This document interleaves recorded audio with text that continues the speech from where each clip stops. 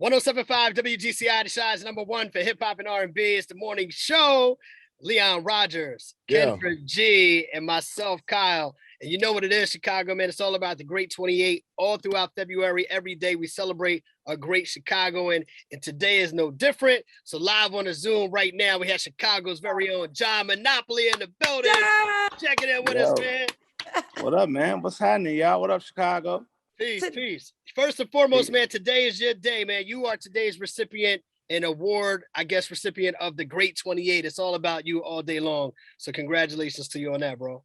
Oh, wow. I appreciate it. It's an honor. Thank you so much. For sure. You know, John, I feel like you're one of the secret weapons to a lot of people's career behind the scenes. But like Kyle said, today is all about you. So how does it feel for all the praise to be on you? Nobody else. We just talking about Monop today. Wow. That's exciting. I really appreciate it. You know, I'm not used to being in this position, so it's cool. Yes. John, talk about Chicago, the culture. You know, I've known you for a long time. That's right. And talk about the legacy that you have built and created in this industry in Chicago, which is sometimes, let's be honest, our industry side can get a little flaky sometimes. How has John Monopoly navigated the course and been able to stay successful? Well, I guess my legacy is kind of twofold. I started in Chicago as a promoter. I did my first event when I was 13 years old in 1989. And all throughout the 90s, I did a lot of hip hop parties and hip hop shows, which kind of taught me the business. And then when I met Kanye in 1991, we started working together, and I got serious about, as like a young kid, about wanting to get in the music business. So I think it's kind of like twofold, my legacy. It's part promoter and part music business. And it's been a wild ride. I've had the great opportunity of working with people on the management side, of people like Mobb Deep and Missy Elliott and Busta Rhymes. And of course, people know me for Kanye. And it's just been great, up and down, like anything else, but it's been amazing. But now, outside from the artist management, man, now you got a bunch of other things going on too, man. I've been seeing on Instagram a lot of prescriptions floating around. Yeah. You know what I mean? Yeah. I need that influencer. What you know about that? I need that influencer. I've been seeing it on the gram, brother. I've been seeing it, man. And it looked like the Walgreens bottle too. Yeah. But not just that, but you got the prescriptions, you got the fashion. Talk about some of the other ventures that you stepped into. Yeah. Okay, so I'm the chief strategy officer for a company called Village. It's the sister company to Viola, which you probably have heard of Viola. We're the largest Black-owned cannabis group. The founders of both of the companies are Al Harrington, who was a NBA player. You guys know Al. And then Dan Pettigrew, I'm sure you know as well, who's from Chicago, from the South Side. I grew up with Dan. And that brand that you've been seeing kind of popping in the streets, that's my own brand. John Monopoly presents Bipolar. People love it. And it's on brand for me because I'm bipolar myself, and it helps me with, my issues. And that's why I branded it like that. And people seem to love it, man. So I'm so happy it's going well. So that's one of the main things I'm working on.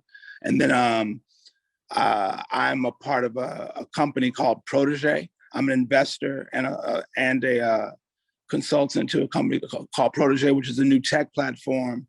I got Khaled involved. Khaled's one of the investors now.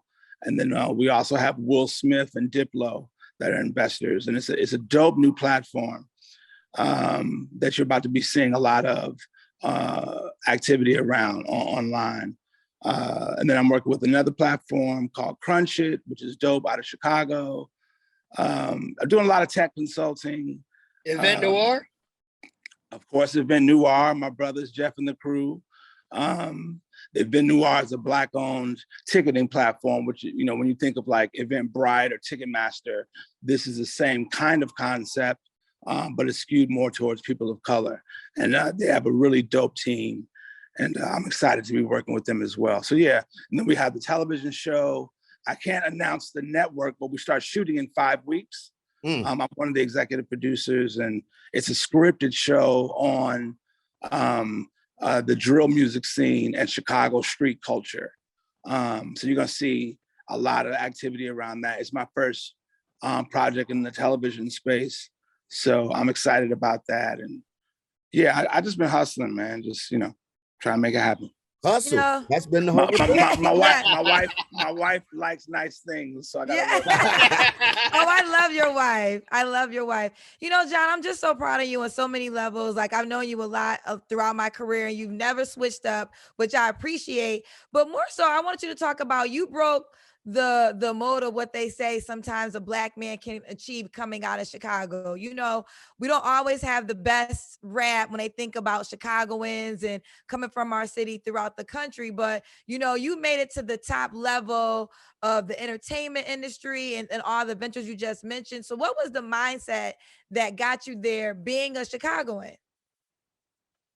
What was the mindset?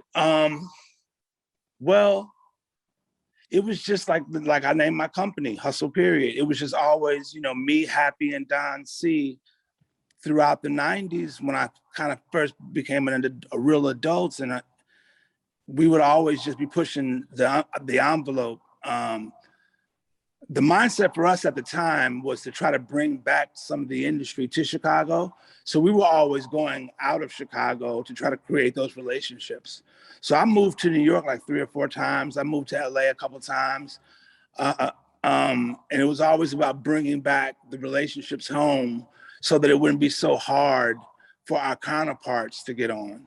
But our mindset was, always just hustling, man, just always just trying to make it happen. We always had artists, and, Don was always so creative with his fashion stuff. And we were just always, just hustling. The mindset was just to go and not be told no, We thought we was just as fly and just as dope as anybody else in New York or LA. And so yeah, our mindset was just don't accept a no type of vibe. Listen, man, 100% back in everything you said. Like I said, I've known John. The hustle days was magical days, man. I'm real quick story on this, brother, to show you how crazy he was with it back in the day. Forgotten City. Remember the improv group? John in Diddy ear, like, hey, look, these Chicago guys are somebody you need to look for. And I'm like, man, John over there really talking to Diddy in his ear, because Diddy was looking for something to put on TV. And it was myself, Deion Cole, Cootie. It was a whole bunch of us, Marlon Mitchell, Forgotten City. And John pulls up at LA in a Ferrari, and his sweater matched the car. I said, oh. We doing it then. The Ferrari was silver. He had on a silver sweater. He pulled up in front of the Standard, Leonardo DiCaprio Hotel. I said, man, look at this here. Sweater matched the car. We finna get a deal. Bro, you got a good memory, bro. When I was in like the 90s or something, the 90s, but you remember 97, 98 to be exact, man. Forgotten City. I'll never forget that moment, because I was like, man, John is really out here moving around, G. I was like, because you had left off the scene in Chicago. Everybody like, where did John go? We out here in LA. Next thing you know, he barking with Puff. Hey, Puff, these my guys. And Puff sat and watched our show. Now he ended up doing Making the Band. That ended up being the show he ended up putting on TV. But like, we was in the running for that slot, and this brother, but when he pulled up with the Ferrari matched his sweater, I said, man, look here, man. That's all right. Your clothes start matching your car, you're there. You done made it. Funny. Come on, man. Come on. We've been hustling a long time, man. Yeah. We've been hustling a long time. We're not new to this. We're true to this, man. Yeah. You see all the gray? You see all the gray? It matched the car. So now you got a great car. Right. There you go. Oh, that's funny. That's funny. John, my last question for you, man, for somebody in your space and in your position, especially in today's culture where everybody wants the camera on them, wants the spotlight on them, everybody wants to be the star. For somebody in your position who's made their way and been very successful, basically behind the scenes, moving and shaking and putting things together, just talk about how important it is to have somebody doing the things that you do. Yeah, I would say, first and foremost, all the money is not in front of the camera. There's a lot of good business behind the scenes that I wish some of my young brothers who are trying to get into the industry would really understand. I've done well as a promoter, marketeer, A&R, executive, and I love my path that I've taken, But yeah, there's definitely a lot of opportunity behind the camera, especially in Chicago right now, man, because there's a spotlight on the city. There's so much poppin' music coming out, from the G Herbos to the Polo G's to the Smirk, it's so much stuff, and the eyes are on the city, and I'm happy to kind of feel like, we had at least a small part in that. And I would say, look at these young executives coming out the city like Guap and Dash and, all these guys that are doing their thing on the big A&R side and executive side that will really show that there's a lot of opportunity behind the scene where you can do really well and have big success. Right. And one thing you said a second ago is that you're not new to this, you're true to this. I think sometimes people they want overnight success. With social media, some people do get overnight success, but how do they maintain it? So just talk about not giving up, because you said you had highs and lows. So in the low periods, you still kept going. So how do you just do the long journey to get there to sustain it, opposed to the microwave success these days? Yeah. 9 times out of 10, it's not going to happen overnight. I mean, you have those, certain situations that are special and unique, but it usually takes a while and a grind. You just have to be dedicated and not get discouraged by, it not happening in a week or a month or even a year. You got to really put your time in, learn the business, network, create relationships, and push it, and hustle it to the end, and understand that, it's going to take a little time, but it's going to be worth it. I love it. For sure. But look, man, today is all about you, John Monopoly, representing. Man, appreciate y'all, man. Great 28. We love you, John. Y'all made me feel special. Love y'all too, man. Y'all made me feel special, man. When we come to LA, dinner's gonna be on you still, because you got the bigger check. I'm sorry, we gonna be there, but you still gotta pay. You take my money, all of us.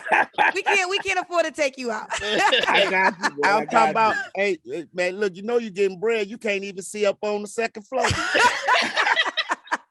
I'm trying to look over the top of the railing. You can't even see over the top of the railing. Yo, congratulations again, bro, for sure. Man, thank y'all, man. Yes. I appreciate y'all. We love you, John. Talk to you soon.